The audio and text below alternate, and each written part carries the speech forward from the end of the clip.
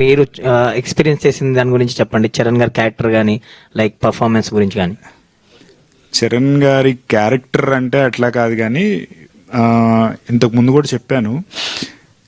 ఇప్పుడు దాకా మీరు చరణ్ గారు అంటే ధృవ అనగానే ఫస్ట్ మనకి బాడీ గుర్తొస్తుంది, రంగస్థలం అనగానే చరణ్ గారి పర్ఫార్మెన్సే గుర్తొస్తుంది. అంటే కొన్ని కొన్ని సినిమాలు చెప్పంగానే మనకి బయటకు వచ్చినప్పుడు ఆ ఒక్కటే మైండ్లో ఉంటుంది.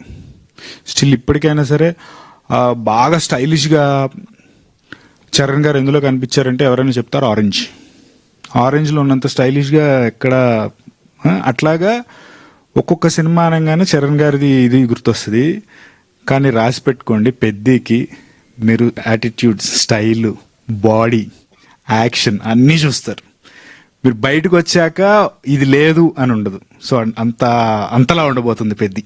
సో అండ్ లాస్ట్ ఎపిసోడ్ చూస్తే అంటే డైరెక్టర్ ఒక పాయింట్ చెప్పారు, ఏ దేవుడైనా ఒకటే అని సంథింగ్.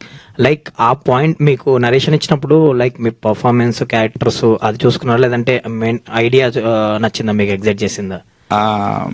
అంటే పర్ఫార్మెన్స్ నా క్యారెక్టర్ గురించి అడగలేదు.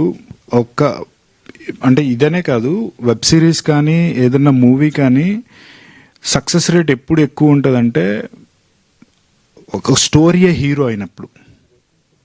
ఇది నేను బాగా నమ్ముతాను. ఒక స్టోరీయే హీరో అయినప్పుడు సక్సెస్ రేట్ ఉండే ఛాన్సెస్ ఎక్కువ ఉంటాయి. ఎందుకంటే కథ బాగున్నప్పుడు దానికి యాక్టర్స్ అనేవాళ్ళు బాగా పర్ఫామ్ చేసే యాక్టర్స్ జోడిస్తే ఇంకా అది స్ట్రాంగ్ అవుతుంది. సో డైరెక్టర్ నేరేట్ చేసినప్పుడు చెప్పడం ఏంటంటే, సార్ ఎవరు మెయిన్ లీడ్ అంటూ ఉండదు, స్టోరీయే హీరో. ప్రతి క్యారెక్టర్ ఎవరు చేసిన ఫ్యూ క్యారెక్టర్స్ ఉన్నాయి, ప్రతి character very prominent and important role, వాళ్ళ పార్ట్ ఆఫ్ రోల్ ఉండి దానికి లింక్స్ ఉంటాయి ప్రతి దానికి ఉండి. సో ఇట్లా story oriented web series sir ఇది అప్పుడే నేను ఓకే చెప్పాను. ఆల్ ది బెస్ట్ అండి మీకు, మీ టీమ్కి. Thank you.